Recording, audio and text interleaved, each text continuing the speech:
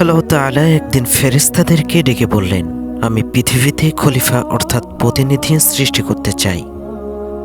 বলো, এ বিষয়ে তোমাদের বক্তব্য কি? তারা সম্ভবত ইতিপূর্বে সৃষ্ট জিন জাতির তিক্ত অভিজ্ঞতার আলোকে বলল, হে আল্লাহ, আপনি কি পৃথিবীতে এমন কাউকে আবাদ করতে চান যারা সেখানে গিয়ে ফাসাদ সৃষ্টি করবে, রক্তপাত ঘটাবে? অথচ আমরা সর্বদা আপনার হুকুম পালনে এবং আপনার গুণগান ও পবিত্রতা বর্ণনায় রত আছি। এখানে ফেরেশতাদের উক্ত বক্তব্য আপত্তিকর জন্য ছিল না, বরং তা জানার জন্য ছিল। তখন আল্লাহ তাআলা পবিত্র কোরআনুল কারিমে সূরা বাকারার ৩০ নম্বর আয়াতে বলেন, আমি যা জানি তোমরা তা জানো না। অর্থাৎ আল্লাহ চান এই পৃথিবীতে এমন একটা সৃষ্টি আবাদ করতে যারা হবে জ্ঞান ও ইচ্ছা শক্তি সম্পন্ন এবং নিজস্ব বিচার বুদ্ধি এবং চিন্তা গবেষণা সহকারে স্বেচ্ছায় সগানে আল্লাহর বিধানসমূহের অনুগত্য করবে। খলিফা, এখানে খলিফা বা প্রতিনিধি বলে জিনদের পরবর্তী প্রতিনিধি হিসাবে বনু আদমকে বোঝানো হয়েছে, যারা পৃথিবীতে একে অপরের প্রতিনিধি হবে। অথবা এর দ্বারা আদম ও পরবর্তী ন্যায় নিষ্ঠা শাসকদের বোঝানো হয়েছে, যারা জনগণের মধ্যে আল্লাহর অনুগত্য শাসক প্রতিষ্ঠার মাধ্যমে আল্লাহর প্রতিনিধিত্ব করবে। কেননা ফাসাদ সৃষ্টিকারী ও অন্যায় রক্তপাতকারী ব্যক্তিরা আল্লাহর প্রতিনিধি নয়। অতঃপর আল্লাহ তাআলা আদমকে সবকিছুর নাম শিক্ষা দিলেন। সবকিছুর নাম বলতে পৃথিবীর সূচনা থেকে পর্যন্ত ছোট বড় সকল সৃষ্ট বস্তুর ইলম এবং তা ব্যবহারের যোগ্যতা তাকে দিয়ে দেওয়া হলো, যা দিয়ে সৃষ্ট বস্তুসমূহকে আদম ও বনু আদম নিজেদের অনুগত করতে পারবে এবং তা থেকে ফায়দা হাসিল করতে পারবে। যদিও আল্লাহর অসীম জ্ঞান রাশির সাথে মানবজাতির সম্মিলিত জ্ঞানের তুলনা মহাসাগরের অথৈ জলরাশির বুক থেকে পাখির ছো মারা এক ফোঁটা পানির সমতুল্য মাত্র।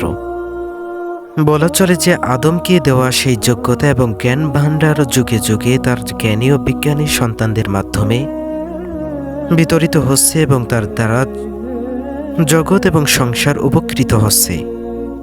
হযরত আদম আলাইহিস সালাতু ওয়াস সালামকে সবকিছুর নাম শিক্ষা দেওয়ার পর শ্রেষ্ঠত্ব প্রমাণের জন্য আল্লাহ তাআলা তাকে ফেরেশতাদের সম্মুখে পেশ করলেন। পবিত্র কোরআনে কেবল ফেরেশতাদের কথা উল্লেখিত হলেও সেখানে জিনদের সদস্য ইবলিসও সেখানে উপস্থিত ছিল।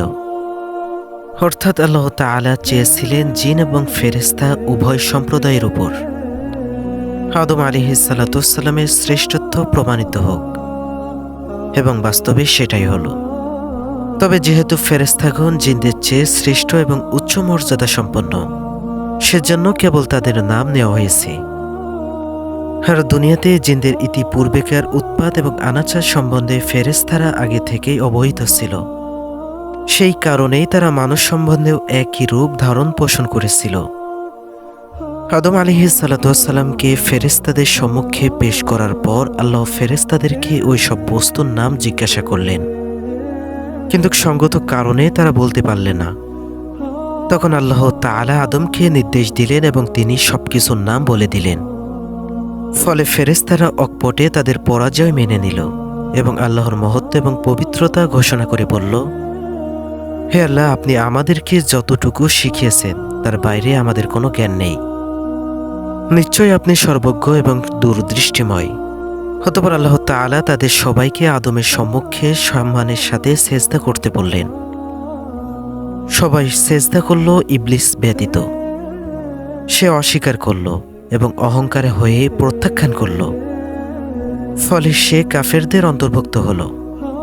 ইবলিস ওই সময় নিজের পক্ষে যুক্তি পেশ করে বলল, আমি ওর চাইতে উত্তম, কেননা আমাকে আগুন দ্বারা সৃষ্টি করেছেন আর ওকে সৃষ্টি করেছেন মাটি দিয়ে। তখন আল্লাহ তাআলা বললেন, তুই বের হয়ে যা, তুই অভিশপ্ত। তোর উপরে আমার অভিশাপ রইল, তোর উপরে আমার অভিশাপ রইল পূর্ণ স্থান দিবস পর্যন্ত। আদমকে সৃষ্টি করার আগে আল্লাহ তাআলা ফেরেশতাদেরকে আদমের প্রতি সেজদা করার কথা বলে দিয়েছিলেন। তাছাড়া কোরআনের বর্ণনাসমূহ থেকে এই কথা স্পষ্ট হয় যে আদম আলাইহিস সালাতু ওয়াস সালামকে সেজদা করার জন্য আল্লাহর নির্দেশ ব্যক্তি আদম হিসেবে ছিল না, বরং ভবিষ্যৎ মানব জাতির প্রতিনিধিত্বকারী হিসেবে তার প্রতি সম্মান জানানোর জন্য জিন এবং ফেরেশতাদের সেজদা করতে বলা হয়েছিল। আর এই সেজদা কখনোই আদমের প্রতি আবাদত পর্যায়ে ছিল না, বরং তা ছিল মানবজাতির প্রতি অনুগত্য প্রদর্শন এবং তাদেরকে সকল কাজে সহায়তা করার প্রতিশ্রুতি দানের প্রতীকী এবং সম্মানসূচক সেজদা মাত্র। ওইদিকে কাফেরদের অন্তর্ভুক্ত হলেও ইবলিস কিন্তু আল্লাহকে সৃষ্টিকর্তা ও পালনকর্তা হিসেবে অস্বীকার করেনি, বরং আল্লাহ যখন তাকে অভিশাপ করে জান্নাত থেকে চিরদিনের মতো বিতাড়িত করলেন, তখন সে আল্লাহকে রব হিসেবে সম্বোধন করে প্রার্থনা করল, কল রব্বি ফাংদিরনি ইলা ইয়াউমি ইউবআসুন। হে আমার প্রভু, আপনি আমাকে কিয়ামত পর্যন্ত অবকাশ দিন। আল্লাহ তাআলা তার প্রার্থনা মঞ্জুর করলেন। অতঃপর সে যখন বলল, হে আমার পালনকর্তা, আপনি যেমন আমাকে পথভ্রষ্ট করেছেন, আমিও তেমনি তাদের সবাইকে পৃথিবীতে নানান রূপ সৌন্দর্যে প্রলব্ধ করব এবং তাদের সবাইকে পথভ্রষ্ট করে দেব, তবে যারা আপনার একনিষ্ঠ বান্দা তাদের ব্যতীত। আল্লাহ তাকে বললেন, তুমি নেমে যাও এবং এখান থেকে বেরিয়ে যাও। অবশ্যই তুমি নিচুতমদের অন্তর্ভুক্ত। এখানে তোমার অহংকার করার কোনো অধিকার নেই। উল্লেখ্য যে ইবলিস জান্নাত থেকে বহিষ্কার হলেও মানুষের রগ রেশায় ঢুকে ধোঁকা দেওয়ার এবং পথভ্রষ্ট করার ক্ষমতা আল্লাহ তাকে দিয়েছিলেন, আর এটা ছিল মানুষের জন্য পরীক্ষার জন্য। শয়তানের ধোঁকার বিরুদ্ধে জিততে পারলে মানুষ তার সৃষ্টিত্বের মর্যাদা অনুগুপ্ত রাখতে পারবে এবং আখিরাতে জান্নাত লাভে ধন্য হবে। তা না হলে ইহকাল এবং পরকালে ব্যর্থকাম হবে। মানুষের প্রতি ফেরেশতাদের সেজদা করা এবং ইবলিসের সেজদা না করার মধ্যে ইঙ্গিত রয়েছে এই বিষয় যে মানুষ যেন প্রতি পদে পদে শয়তানের ব্যাপারে সতর্ক থাকে এবং আল্লাহর প্রতি অনুগত্যের মাধ্যমে নিজেদের শ্রেষ্ঠত্ব মর্যাদা অনুগুপ্ত করতে রাখতে পারে।